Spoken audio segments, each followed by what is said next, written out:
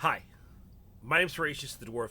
I'm a fantasy VTuber content creator. I normally focus on dwarf stuff, but Dark and Darker has been on my radar since the first playtest that went public months ago, and this is something I'm really like stoked about. So, I'm sort of flying by the seat of my pants here, but I want to record something to sort of talk about this game because this game needs to be on more people's radar. So, first things first, it's called Dark and Darker. I'm calling this part of the exfiltration shooter or exfil FPS, where you go in, you have to get out to keep what you brought and what you got. But yeah, so that's the type of game that it is. You can play in teams of three, and there's a lot more to it that we'll get into in a few minutes. But first things first, this is for the Alpha Playtest 3, as you can see on the screen right there. This is the improved spell system, the new high roller dungeons, mining and crafting system, which I'm very excited about as a dwarf. Love mining, obviously. Experimental cosmetic shop, larger maps, more monsters, new balanced items. So let's take a look, and I want to show you guys a little bit of like what you can expect when you get into this game. First things first, you make your character, right? You can choose to be female presenting, masculine presenting, and we have 6 classes to start with right now. We have the fighter, the barbarian, the rogue, the ranger, the wizard, and the cleric, right? Pretty classic, fair. Love this stuff, by the way. I've been mainly playing cleric.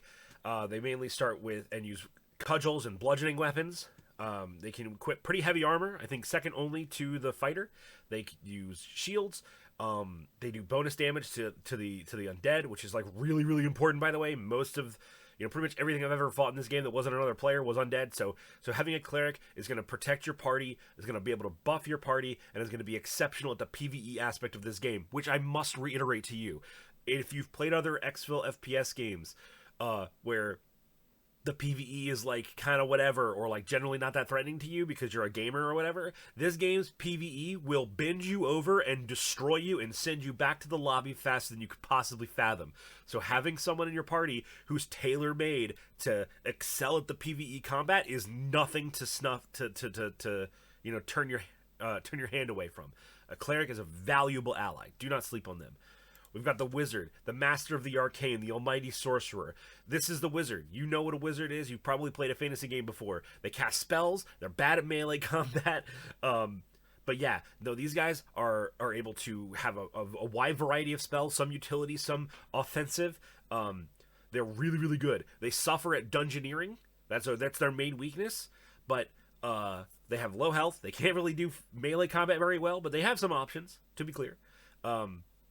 So don't sleep on a wizard melee. Just because you got them doesn't mean that they're dead. A wizard who knows how to play this game correctly can absolutely stand toe-to-toe with you if they have to. But they are dangerous ranged combatants. And can make their allies even more slippery to deal with. Rangers are your FPS player class. In the last playtest, I don't know if that's the case in this one or in the release of the game, but basically arrows are infinite. If you have a bow, you can just pluck away forever. Arrows deal generally low damage, but the fact that they can be rapidly fired, there are like more powerful shots available to the ranger. This is like, in my opinion, one of the better solo classes because of the self-sustain that they have. They have a self-heal. They have a lot of abilities to heal themselves with a campfire. They can set traps. They can track enemy players. They are not very good at melee, but they are better than wizards. But yeah, no, this is a great class. I've played with a ranger in both of the other playtests before now, and they are excellent. Rogue, classic. You love a rogue. Amazing dungeoneerer. And what I mean by that is that they are good at doing the things that dungeons expect your party to do. So your cleric is going to be exceptional at killing the undead, the PvE combat. The rogue is going to be exceptional at the PvE puzzle solving, dungeon crawling, opening doors fast, unlocking things that other characters can't unlock. These guys are the boys. They're also incredibly powerful but fragile melee combatants, and are incredibly vulnerable to magic, apparently. But yeah, just they're quick. They can detect stuff. They can lockpick chests. They're amazing. A rogue in the party is a valued asset. Don't sleep on rogues. And if they catch you unawares, which they are good at doing, they will destroy even the most thoroughly armor-plated paladins, clerics, and fighters, rather. Barbarians. Aggression. Barbarians are some of the most devastating PvP characters and can meet the cleric in PvE prowess and just raw damage. They are incredibly vulnerable. They tend to have a slower move speed, even though they don't tend to wear much armor. But they can wield the most powerful two-handed weapons in the game. They have a notable bonus to magic resistance, so they become quite the anti-wizard or witch hunter, if you will. But a barbarian is a very bold choice, a very aggressive choice, and a favorite of many people. If you like to hold W in these games and just run forward and kill everything in your sight, the barbarian is the class to play. I highly recommend them. They're a ton of fun. Fighter, the master of many, just like literally can equip just about anything in the game. Outside of like magical casting catalysts that they're pretty much designed for the wizard and the cleric. They can use two-handed weapons, most of them at least. They can equip pretty much any armor in the game. Light armor, medium armor, heavy armor. Fighter can basically wield anything, almost, and they can excel at just about all of it.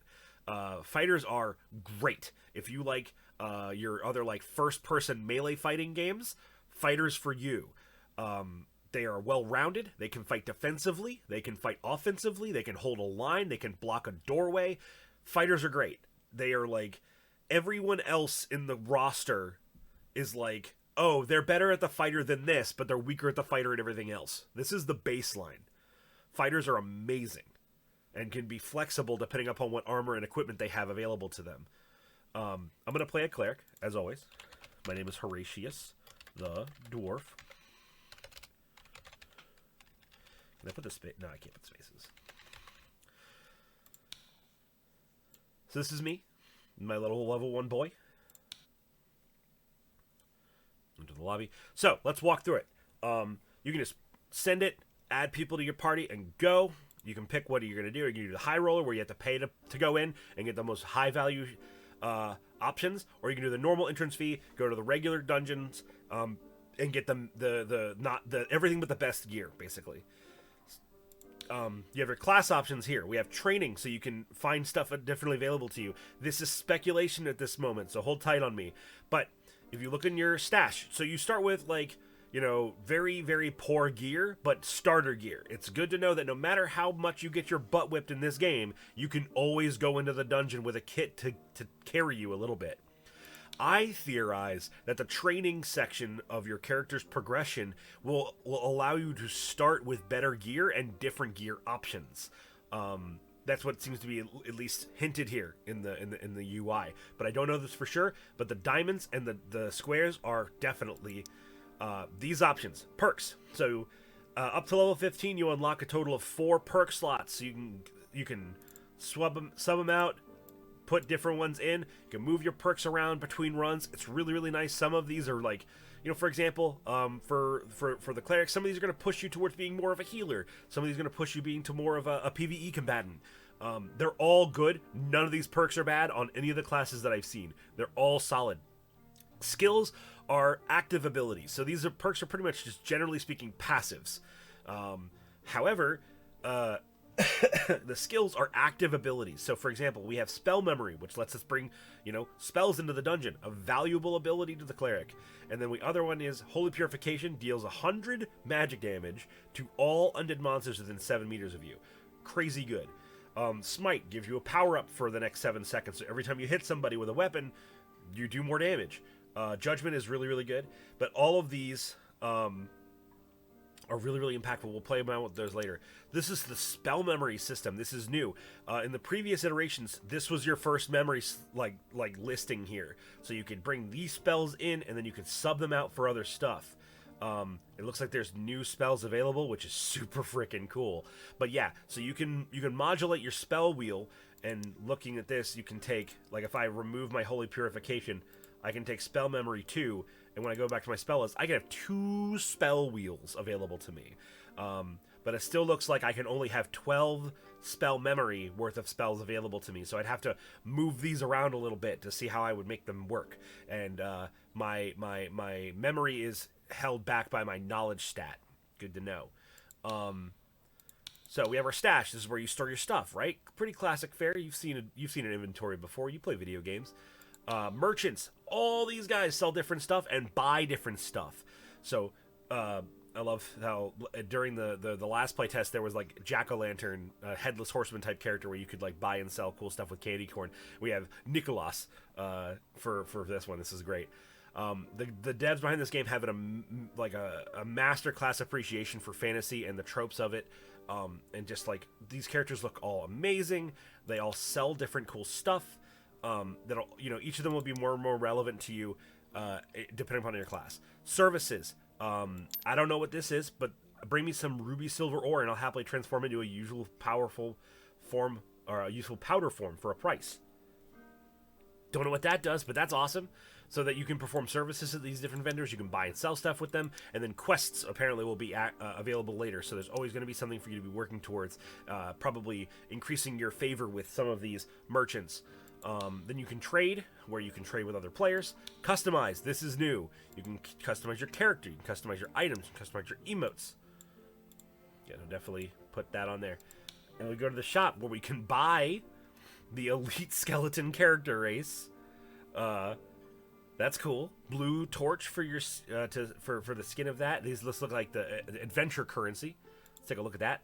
Earn adventure currency by killing monsters, discovering treasure, and using shrines and portals. Adventure currency is only banked when extracting from a dungeon. If you die in the dungeon, you lose all your adventure currency earned in that session.